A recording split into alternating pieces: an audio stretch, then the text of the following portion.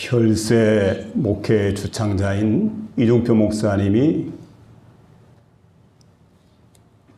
젊은 시절에 시골에서 목회를 하셨답니다. 근데 그분의 이야기 가운데 이런 간증이 나옵니다. 한 번은 교회 집사님들을 모시고 신방을 가게 되는데 가다 보니까 산 밑에 한 허름한 집이 보이는데 마치 폐가처럼 보이게 됩니다. 가까이 가서 보니까 지붕이 다 날아가 버리고, 그러니까 뭐 비바람이 불고, 그러고 이제 그 지붕이 날아가고 나니까 그 위에 잡초만 무성한 그런 집인데, 문패를 보니까 이름이 새겨져 있는데 김억만입니다.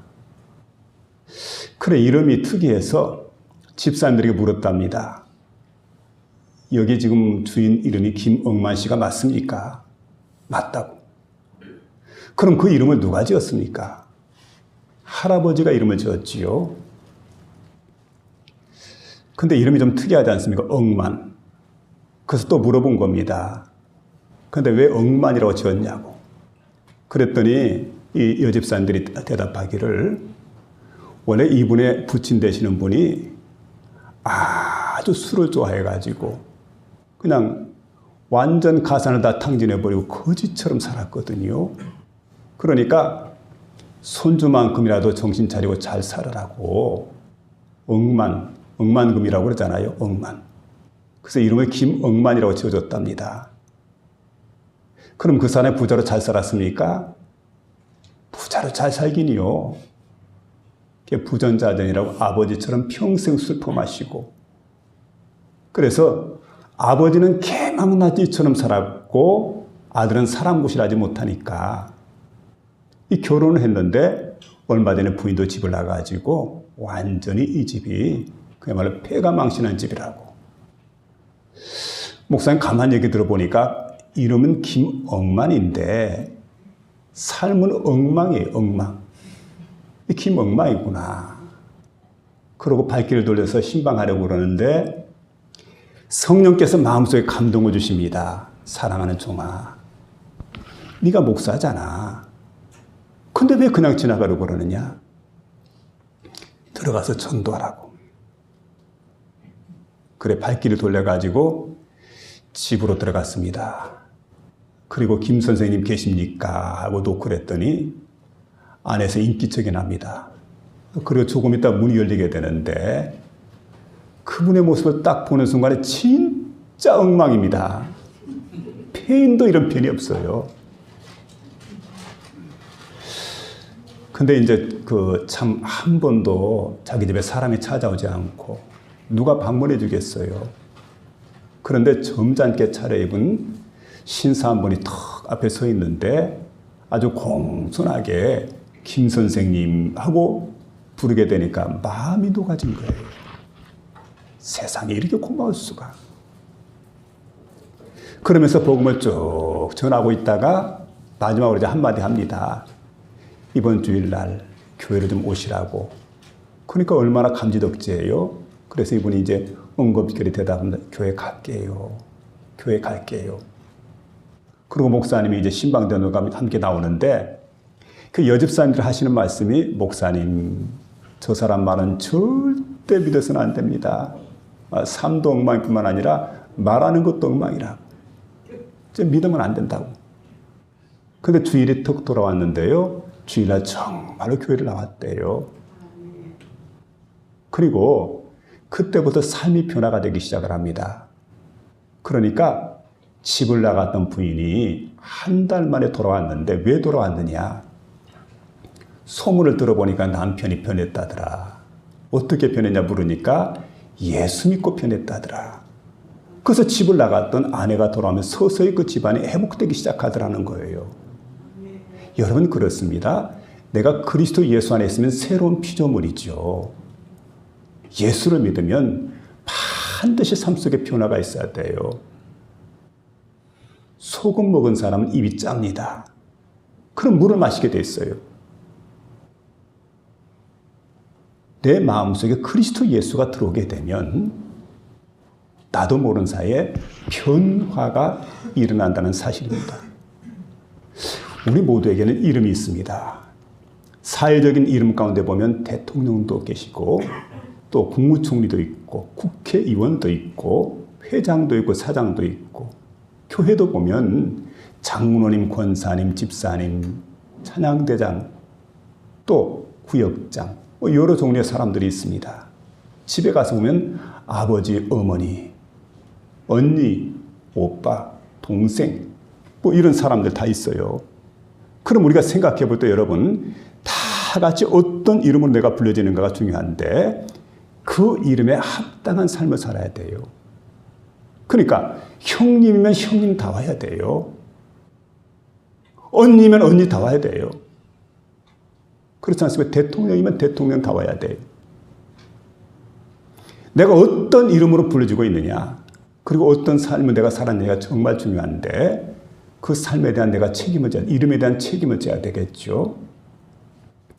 스데반이 산을 마치고 하나님 나라에 올라갑니다. 근데 그 올라가는 모습을 지켜보고 있던 예수님께서 자리에서 벌떡 일어나셨어요. 그리고 막 환영하면서 두 팔 벌려가지고 스데반을 안아주십니다. 여러분 사도 바울은 이렇게 말했습니다. 선한 싸움을 싸우고 달려갈 길을 마치고 믿음을 지켰으니 이제후로는 나를 위하여 의의 면류관이 예비되었으니 주곧 의로우신 재판장이 그날에 내게 주실 것이요 내게만 아니라 주의 나타나심을 사모하는 모든 자에게도니라. 여러분 지금 스데반이 하나님 나라에 왜 올라갑니까? 사명을 마치고 가는 거예요. 면류관 상급 받으려고. 근데 그 이름이 뭐냐면 스데반입니다. 스데반은 면류관입니다. 그래서 면류관 받을 자답게 살았어요. 그렇게 집사의 직분을 받고 열심히 복음 전하다가 순교를 했지 않습니까? 주님 나라에 갔더니 그 이름에 합당하게 살았기 때문에 주님께서 양팔 벌리시고 그를 환영하고 이렇게 대접하게 되는데 여러분 그 이름에 이렇게 합당하게 살아가는 복된 심령이 될 수 있기를 주의 이름으로 부탁을 드립니다.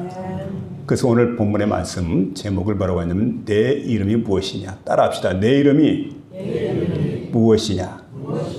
예, 참 중요하지요. 내 이름이 무엇이냐를 생각하는 가운데 저와 여러분의 마음속에 크신 은혜가 임하는 복된 시간 될 수 있기를 주의 이름으로 부탁을 드립니다. 먼저는 여기 보니까 옛사람 야곱이 나타나게 되는 옛사람 야곱은 주인이 자신이에요. 내가 주인이라는 말씀이에요. 옛사람은 내가 주인인 겁니다. 지금 야곱이 20년 만에 고향을 찾아왔습니다. 근데 참 답답한 일을 만났습니다.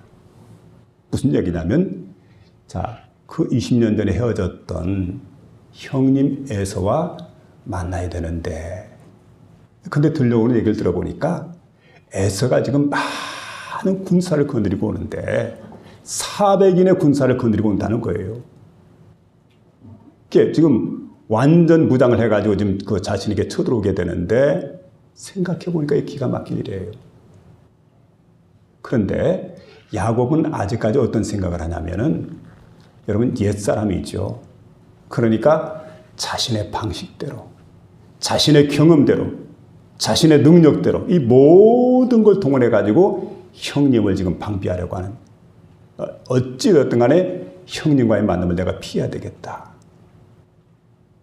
그런 이제 그 고민을 하고 있습니다.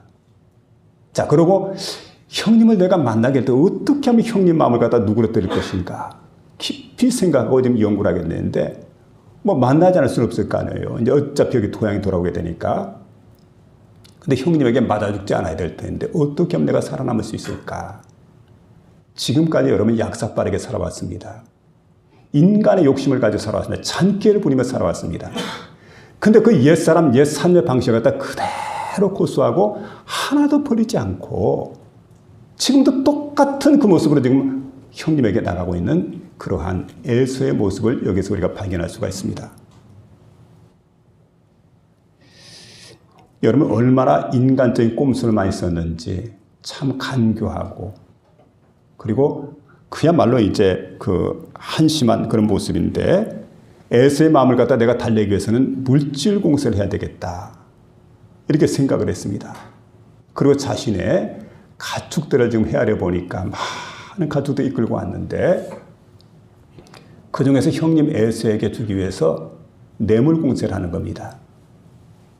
그 소가 있고 양이 있고 염소가 있고 뭐 나귀 같은 것 이런 게 있는데 이걸 잘 구분해 가지고 그 형님에게 다 때를 지어서 이렇게 보내게 되는데 이 사람이 잔깨 명수 아닙니까? 그러니까 그냥 그 한꺼번에 다 보내는 게 아니고 몇 대로 나눠 가지고 그렇게 보내게 되는데 그러고도 마음속이 평안하지 않습니다. 마음이 불안해요. 그래서 이제 21절 이하에 보게 되면 이렇게 말하게 됩니다. 자, 이제 그 형님에게 이 모든 소유를 갖다 보내게 될 때 어떻게 보냈느냐? 먼저 예물을 보내고 그리고 잠에서 깨어서 일어나 가지고 그 자기의 그 여종들 두 여종이 있지 않습니까? 그 사이에서 아이도 태어나잖아요. 여종과 아이들을 보내게 되고 나루터를 건너보냅니다. 약복강 나루터. 그리고 이제 또 그 다음에는 소유를 다 건네보내고 그리고 그 다음에는 두 아내가 있는데 두 아내도 자식들과 함께 다 건너보내고 그리고 마지막에 자신이 홀로 남았다는 거죠. 나루터에 홀로 남겨지는 그런 시간입니다. 모든 걸 보냈어요. 그리고 본인은 이제 나루터에 이제 혼자 남아있는데 아마 이 야곱의 심사는 조그만 불길한 일이 보이게 되면 어려운 일이 있으면 나 혼자라도 튀어야 되겠다. 살아야 되겠다. 그런 속셈인 것 같습니다. 여러분 그런데 홀로 있는 그 시간 야곱은 자신의 모습을 지금 발견하게 됩니다. 사람은요 홀로 세워질 때 진실해집니다. 그래서 여러분 하나님은 우리를 홀로 세울 때가 많아요. 한번 보시기 바랍니다. 어떤 사람들은 병상에서 홀로 세워집니다. 어떤 사람은 배신을 당하고 어떤 사람은 사업에 실패하고 어떤 사람 망하고 난 다음에 홀로 세워지게 됩니다. 그런데 여러분 하나님이 그 사랑한 사람을 홀로 세우기를 원하십니다. 사랑하시기 때문에 혼자 있는 그 시간을 통해서 그들이 그냥 혼자 있는 것으로 끝나는 게 아니라 하나님을 만나게 하시는 거죠. 우리 인간의 모든 문제는 하나님을 만나야만 해결됩니다. 하나님 안에서 해결돼요. 우리가 여러분 금년도를 시작하면서 이 사실을 좀 깊이 생각하면서 이 말씀을 내가 붙들어야 될 줄 압니다. 하나님, 홀로 세워지는 이 귀한 시간들을 통해서 내가 하나님 만나게 해주세요. 하나님 음성을 듣게 해주세요. 하나님의 뜻을 발견하게 해주세요. 그러고 나가는 게 중요하지요. 아브라함에게 하나님께서 말씀합니다. 아브라함아, 너는 너의 친척, 본토, 아버지 집을 떠나라. 그리고 내가 내게 지시할 땅으로 가라. 떠나보내는 거예요. 익숙한 것들을 다 버리고 떠나는 거예요. 그런데 그 다음에 하나님은 누굴 떠내보냈냐면 옆에 있었던 수족처럼 함께했던 조카 롯을 떠나보냅니다. 그리고 조금 더 지내보니까 가족 가운데 하갈과 이스마엘을 떠나보냅니다. 마지막 순간에는 모리아산에 오르게 되는데 가장 사랑하는 아들, 눈에 넣어도 아프지 않을 것 같은 그 아들까지 떠나보내라고 그래요. 그래서 하나님 하시는 말씀이 오늘 번제물은 내 아들이다. 칼을 빼어서 번제를 드리려고 그러잖아요. 다 떠나보냅니다. 그때에 비로소 하나님 나타나십니다. 그리고 아브라함을 대면해 주시는 그런 하나님. 모세도 마찬가지예요. 애굽의 왕궁에서 모세를 갖다가 떠나게 하십니다. 그리고 미디안 광야로 가 생활하게 하지요. 그리고 난 다음에 거기에서 호렙산에 오르게 만듭니다. 그 호렙산에서 그는 홀로 세워지게 되고 거기에서 호렙산 불꽃 가운데서 가시떡이나무가 불타게 되는데 가까이 가서 보니까 떡이나무는 이상이 없어요. 불만 확 지금 붙어가지고 타오르는 그런 장면을 바라보는데 그때 하나님의 음성이 모세에게 들려오는 겁니다. 모세야, 내가 선 곳은 거룩한 곳이니라 내 앞에서 신발을 벗도록 해라. 그리고 거기서 하나님 만나고 하나님의 사명을 받게 되는 그런 장면을 우리에게 보여주고 있습니다. 그러니까 여러분 인생의 모든 문제는 하나님과의 문제예요. 우리는 탓을 합니다. 이건 우리 집사람 탓이야. 이거 우리 부모님 탓이야. 이건 우리 자식 탓이야. 이건 환경 탓이야. 이건 우리 사장님 탓이야. 전부 다른 사람 탓이라고. 그렇게 얘기하는데 여러분 문제는 우리가 하나님과의 관계, 그러니까 하나님과 관계 속에 실타래처럼 얽혀있는 문제를 풀기 시작하면 우리 인생의 문제도 풀어진다는 사실입니다. 그래서 우리가 여러분 많은 문제, 인간관계 문제가 있고 가족 간의 문제가 있고 직장에서 문제가 있고 사업상 문제가 있고 많은 이런저런 문제가 있는데 하나님께 나와서 예배를 드리면서 은혜를 받기 시작하면서 그 모든 문제가 하나씩 해결되기 시작하고 풀리기 시작한다는 사실이에요. 여러분 언제나 문제가 있을 때마다 하나님과의 관계 새롭게 그 문제를 풀어가는 저와 여러분이 될 수 있기를 주의 이름으로 부탁을 드립니다. 자, 여기 이제 24절에 보니까 이렇게 말씀해 주고 있습니다. 야곱은 홀로 남았더니 어떤 사람이 날이 새도록 야곱과 씨름하다가. 홀로 남았는데 어떤 사람이 나타났습니다. 그리고 날이 새도록 씨름을 했다. 근데 나중에 보면 이 어떤 사람은 하나님의 천사라는 거예요. 근데 여러분 하나님의 천사는 아군입니까? 적군입니까? 아군이잖아요. 그러면 씨름할 이유가 없죠. 근데 붙들고 지금 씨름했던 이유는 형님 에서가 보낸 자객인가 보다. 자객이니까 씨름할 수밖에, 싸울 수밖에. 그래서 여러분 끝까지 그걸 갖다 돌려보내지 않습니다. 끝까지 붙들고 싸우는 거죠. 나중에 보니까 그가 하나님의 천사입니다. 참 신앙은 살아계신 하나님. 그 하나님을 전폭적으로 의지하는 겁니다. 작은 일부터 큰 일까지 범사를 주님께 의논해요. 또 하나님께 간구하고 하나님과 동행하는 겁니다. 그러니까 우리 여러분 하다 안 될 때 도움을 요청하는 그런 하나님이 안신하는 거지요. 마치 여러분 이거 요술램프를 갖다 문지르면서 한참 동안 문지르면 잔이라고 하는 고인이 나옵니다. 주인님 뭘 도와드릴까요?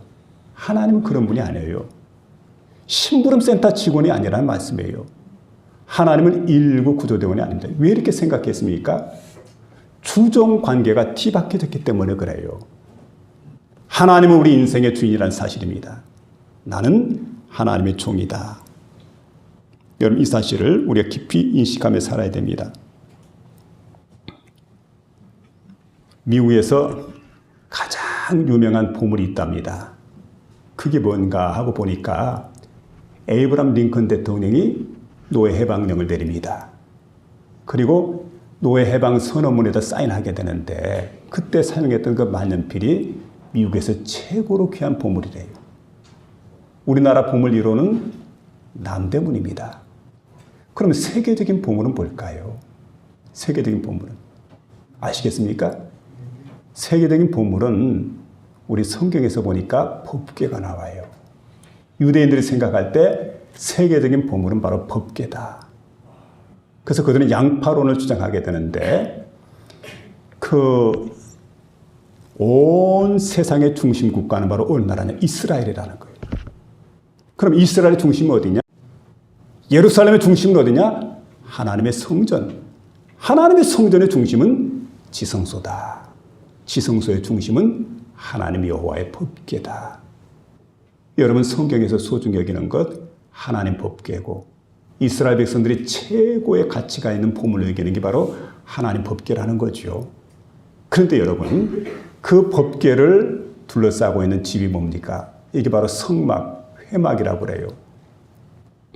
그런데 이스라엘 백성들이 40년 동안 광야 생활하게 될 때 이 광야에서 이제 40년 생활합니다. 그러면 훈련을 받게 되는데 일반 훈련이 아니죠. 독수리 훈련 같은 그런 훈련이에요. 강력한 훈련을 받게 되는데 이스라엘 백성들이 이제 가는 곳마다 구름 기둥이 더 머물게 됩니다. 그럼 거기에다 진을 치게 돼요. 구름 기둥이 움직이게 되면 구름 기둥 따라서 또 짐을 싸가지고 행군을 하게 됩니다. 근데 가는 곳마다 따라가는 거예요. 구름 기둥의 인도를 따라 살아가는 거예요. 총 몇 번을 갖다 진을 쳤을까 하고 조사를 해보니까 42번을 진을 쳤습니다. 가나안 땅 들어갈 때까지. 자, 그런데 진을 칠 때마다 하나님께 정하신 방법이 있어요. 맨 중앙에는 여호와 하나님의 성막이 있습니다. 성막 안에는 물론 하나님 법궤가 있죠. 법궤를 중심으로 성막이 세워지고, 그리고 성막을 중심으로 해가지고 각 지파가 이제 진을 치게 되는데, 동쪽에 세 지파, 서쪽에 세 지파, 북쪽에 세 지파, 그리고 남쪽에 세 지파, 또한 12지파가 이렇게 진을 치는 훈련입니다. 이게 한 번만 이루어지는 게 아니고 42번 진 칠 때마다 계속해서 이런 훈련하게 됩니다. 그리고 가나안 땅에 들어가서도 마찬가지죠. 한마디로 말하면 너희의 삶의 중심은 누구냐는 말씀이에요. 삶의 중심이 내가 되어서는 안 돼요. 인간의 중심이 되면 안 돼요. 중심이 바로 하나님 여호와가 되어야 된다는 사실을 믿으며 살아가시길 바랍니다. 그래서 여러분, 금년 한 해 동안 우리가 살아갈 때 내 인생의 첫 자리에 누굴 두느냐? 하나님을 두셔야 돼요. 그리고 내가 하나님을 중심으로 살아가는 금년 한 해가 돼야 돼요.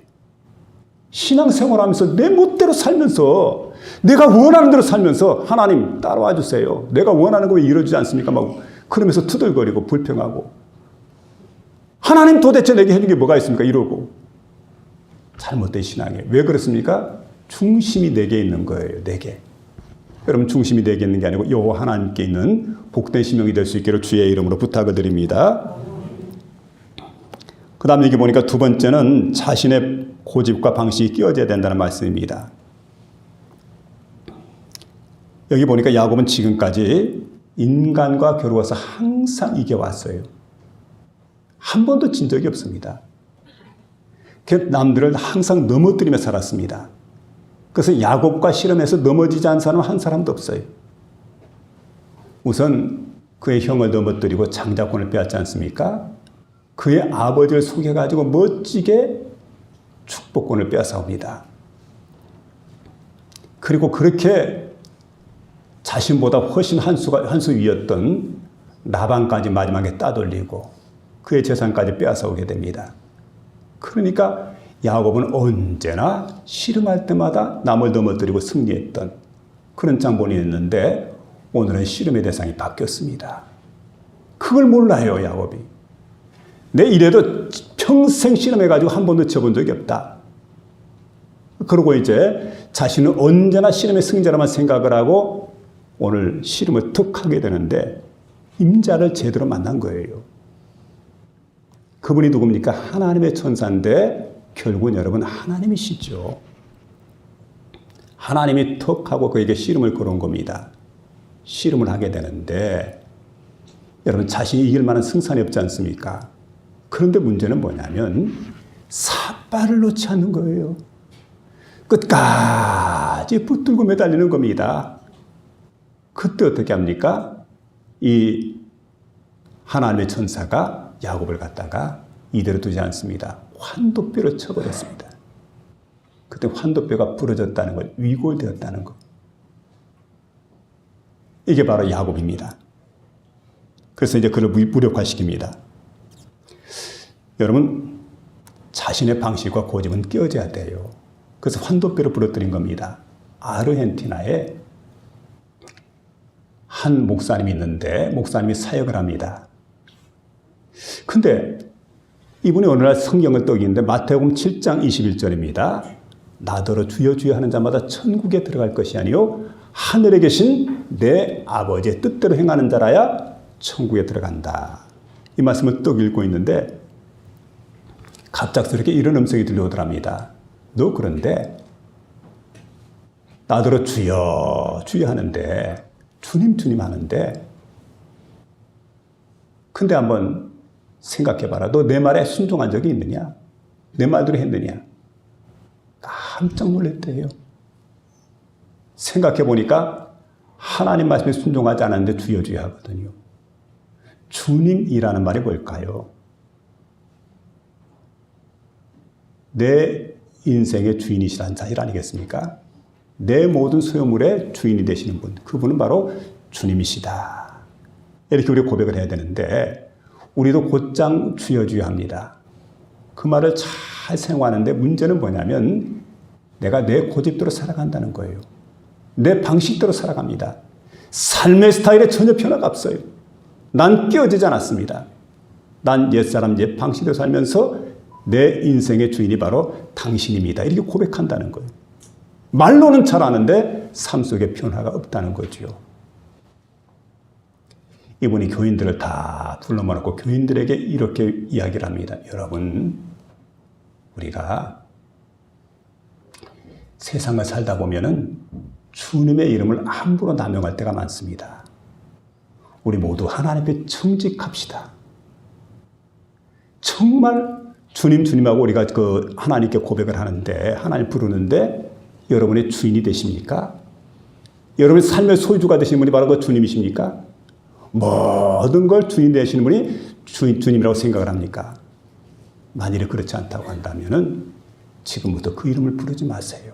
명령입니다. 부르지 마세요. 그래서 모든 교인들이 그 앞에 아멘으로 화답을 했습니다. 그리고 자신들의 삶을 이제 돌아보기 시작을 한 거예요.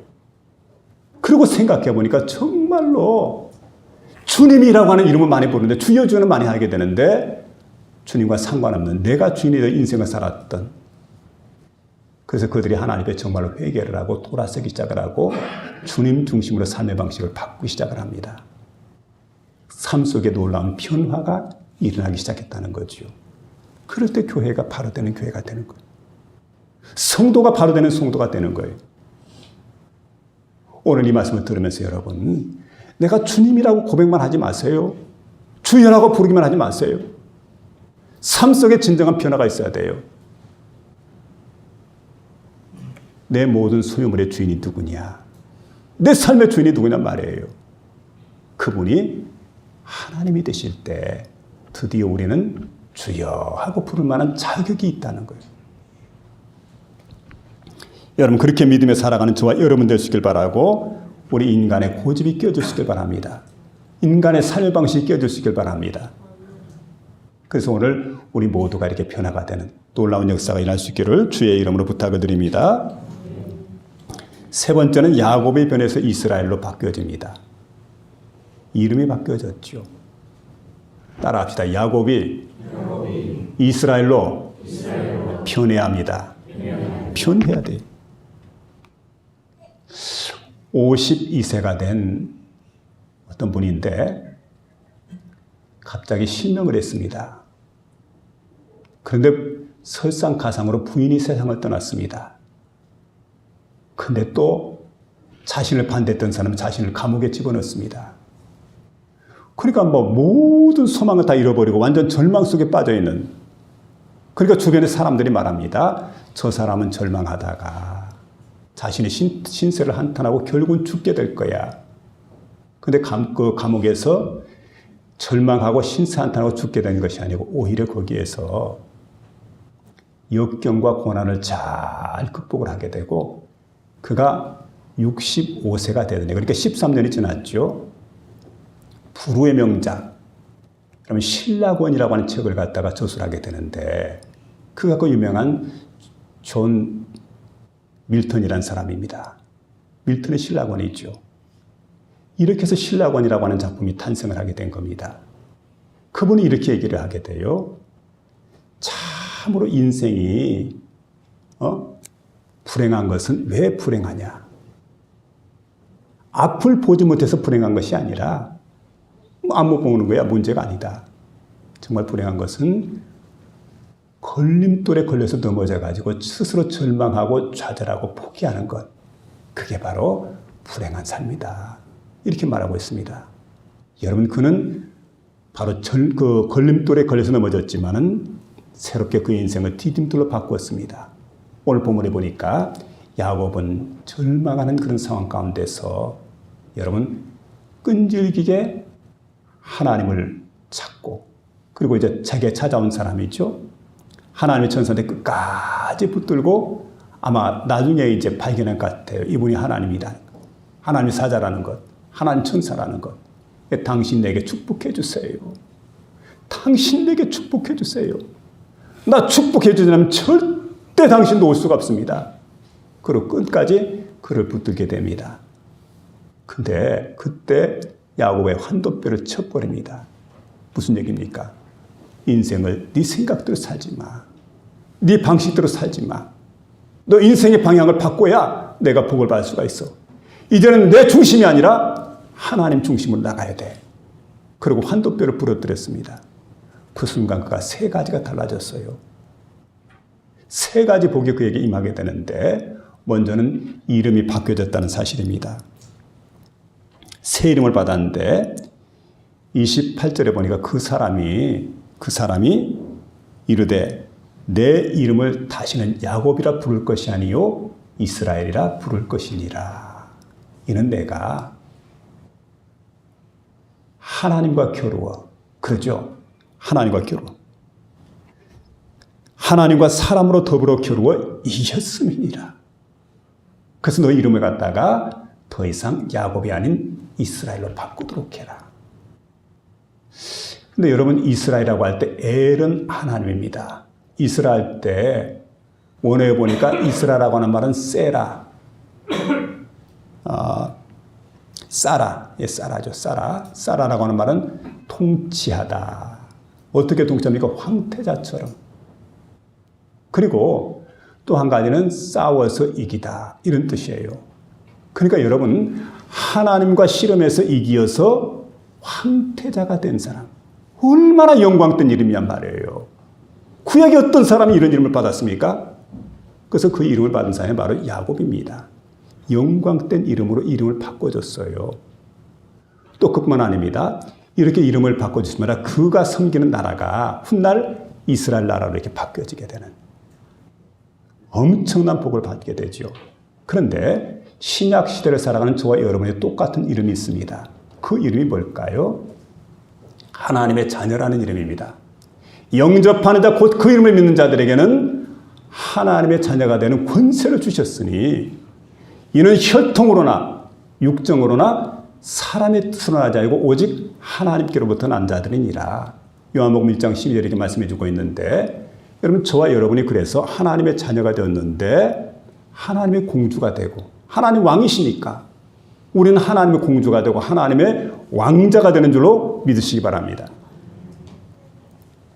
또 한 가지는 하나님과 더불어 씨름하여 이긴 야곱은 이제 사람을 상대로 씨름하는 걸 두려워하지 않았다는 거죠.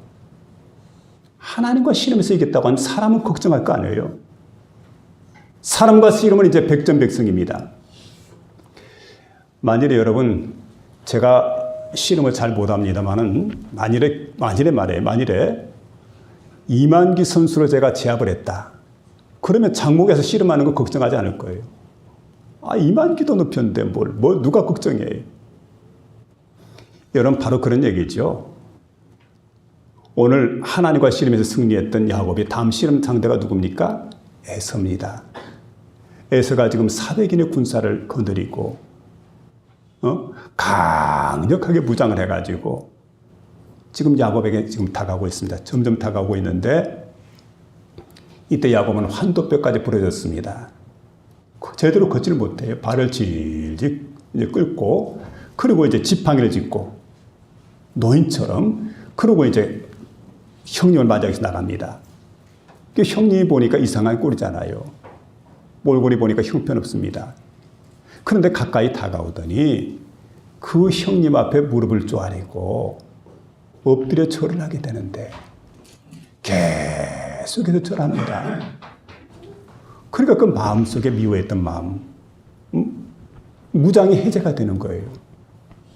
내가 저런 사람하고, 내가 저런 동생하고 싸워서 뭐 하겠나? 이 싸움 상대가 아니잖아. 무장을 해제시켜버립니다, 마음으로. 그리고 가까이 다가와서 한 얘기가, 형님, 제가 오늘 형님의 얼굴을 보니까, 형님의 모습을 보니까 하나님 얼굴을 뵙는 것 같습니다. 이러는데 그냥 금강석처럼 굳어져 있던 그 마음이 그냥 완전 물처럼 녹아져 버린 거예요.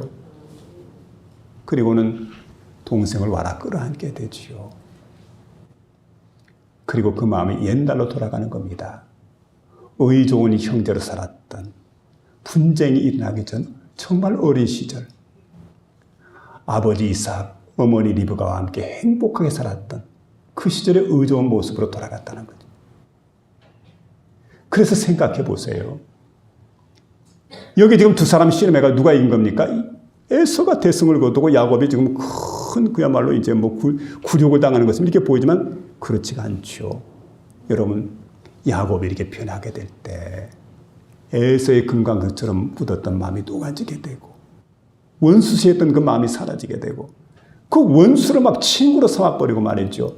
사랑하는 의좋은 형제로 바꿔버리는 그런 능력이 바로 야곱에게 있었던 것을 보게 됩니다. 이런 은혜가 주어졌어요.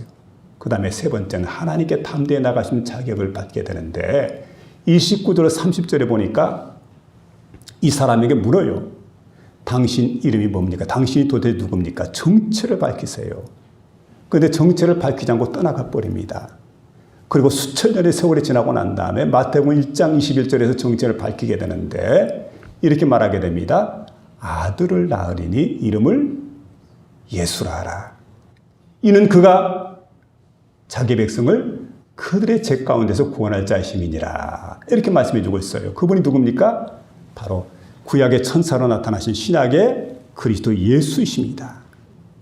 주님께서 찾아왔던 거지요. 그리고 그를 만나줬어요.